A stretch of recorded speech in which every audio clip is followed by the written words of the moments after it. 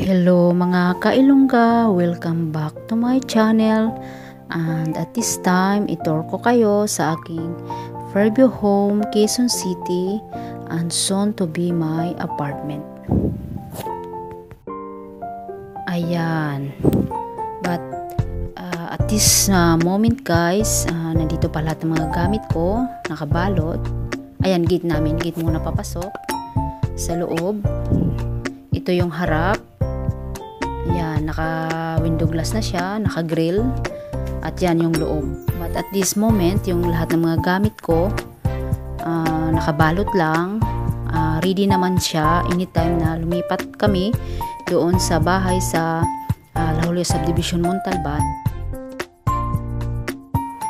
Pagdating sa bahay, ayun, linis agad. Yung TV na yan, nilinis ko siya ng conditioner liquid. Binilhan ko siya para magbago siya ulit, kumintab, kasi ang tagal niyang hindi nalilinis. Kaya yun. At ayan guys, yung sofa naman, binilhan ko siya ng bagong cover. Ang lumang cover niya, nilabhan ko para pang palit-palit niya kasi madumahin na itong isa. Bali, leather po yung sofa. Binilhan siya ng conditioner liquid siya para pinanglinis ko sa sofa na leather para kumintab siya ulit at magbago, kasi nga matagal siyang hindi nalinisan ng mabuti. Kahit na sabihin natin nagbabayad ako ng maglilinis, pero hindi naman talaga nililinis na as in linis. Kaya yun, kaya nung pag-uwi ko, linis ka agad, talagang general cleaning, grabing linis, kiss-kiss para malinis talaga siya lahat. At yun, nilagay ko na yung mga cover niya, pinangbalot ko lahat-lahat ng mga gamit ko, kahit lahat ng gamit sa kusina, lahat pinangbalot ko para wala ng problema. Kumuha lang ako ng mga kunting gagamitin lang pang kusina, na yun lang yung magamit para hindi na mahirap. At lahat ng gamit sa kusina, kitchen, pinakyat ko na sa taas para in case man maglipatan, bubuhatin na lang yung mga nakabalot. At saka higit sa lahat, hindi na siya madudumihan. Kasi ang hirap talaga ng bilang OFW ka, mahirap talaga yung magtiwala. Kaya yun, lahat-lahat balot ko para wala na akong poproblemahin pa. At dito ko naranasan guys na halos hindi na ako matutulog sa araw. Naglalakad ako ng mga papili sa bahay kasi naghahabol ako na kailangan kong matapos. Tapos pag gabi naman, pagdating ko sa bahay, linis naman ako lahat-lahat. Iniisa-isa ko talaga siya.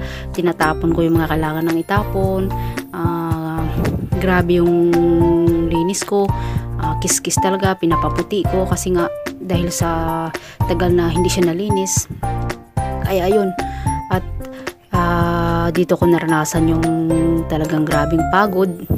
Halos pahinga ko na lang kain. Pag minsan yung maranasan mong hirap na hirap ka na, tapos pagtingin mo sa orasan, umaga na pala, naglilinis ka pa, hindi pa tapos.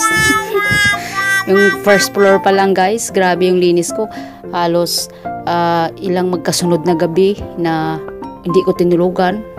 Linis lang talaga, isa-isa lahat, pati mga dingding lahat, gamit, linis lahat. Tapos pagbalot ko, pagkatapos akyat na ako sa taas, sa second floor naman, yun naman yung linisan ko. Grabe, inisa-isa ko na naman lahat ng mga gamit doon, plato. Ay grabe talaga, sobrang pagod, pero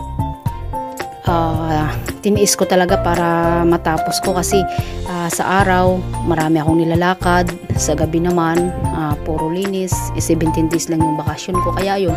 At saka habang naglinis ako, or pagdating na ng linggo, wala na akong lalakarin, yun, nagpapakonstruction naman ako. Ginagawa yung first floor, nilagyan ko na ng dingding para sa sunod ba, pag pinagawa ko na siyang apartment, ano na siya, konti na lang yung gagawin. Ganun yung ginagawa ko. Wala talaga akong sinasayang na oras guys. Lahat, kahit araw at kahit gabi, ginagawa kong araw, matapos ko lang. Nagawa ko pa nga magpintura sa taas. Pag mga linggo na wala akong lakad, Ayan, linis, grabing linis ko talaga. Sobrang pagod pero okay lang, at least natapos ko siya. At lahat ng mga gamit, ayan yan, yung sa taas yan, mga pinangbabalot ko, mga gamit yan, lahat. Wala akong tinira, kahit yung mga natira lang na gamit sa baba, sa first floor, yung mga malalaki lang tulad ng mga sofa, oven, microwave, ref, yun, ganun. Pero yung mga gamit sa kusina, na mga plato, lahat-lahat, pinangbalot ko lahat para wala na akong poproblemahin pa. At saka lahat ng mga gamit ko rin nandun na sa baba na, yung ililipat sa kabila pag in case maglipatan, nandun na sa baba. Kaya yun, grabe yung pagod ko. At saka nung time na yun, naranasan ko pa na inubo ako, nagkasakit ako, hilong-hilo ako, kasi siguro sa kulang sa tulog at saka pagod. Pero grabe, kahit hilong-hilo ako at pagod ako, nagagawa ko pa rin tumayo. Kasi linis pa rin. At para matapos ko, at tuwing linggo yun, ginagawa si Sir, ayan, si Sir. Yung nagagawa talaga ng bahay ko na trusted ko na. Tuwing linggo lang kasi siya walang pasok, yan, ginagawa niya unti-unti. At thankful ako na bago ako bumalik ng Hong Kong, natapos yung first floor, bali yung second floor na lang yung gagawin. Pag nilipat na lahat ng mga gamit, ayun, lagyan ko na siya ng mga 3 kwarto sa taas, para yun na yung gawin ko siyang apartment. Para mapaupahan ko na siya, o diba? Para kumita. At ayan yung BFF ko, lagi akong dinadalaw dito sa bahay pag dito ako. Magchismis, ayun. Ayan guys, tapos na yan. Yung ginagawa ni Calvo, tapos na yan, may ano na yan siya, may dingding na yan siya. Mula sa kitchen hanggang papunta sa CR. Tapos na yan, nagawa na.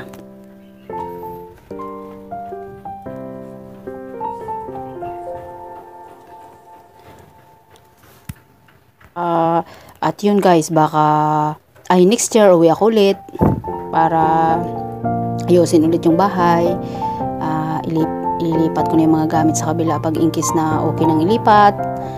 Tapos yan, yung bahay sa Fairview, gawin ko na siyang apartment, baba taas. At paupahan ko na siya para kumita. At yan,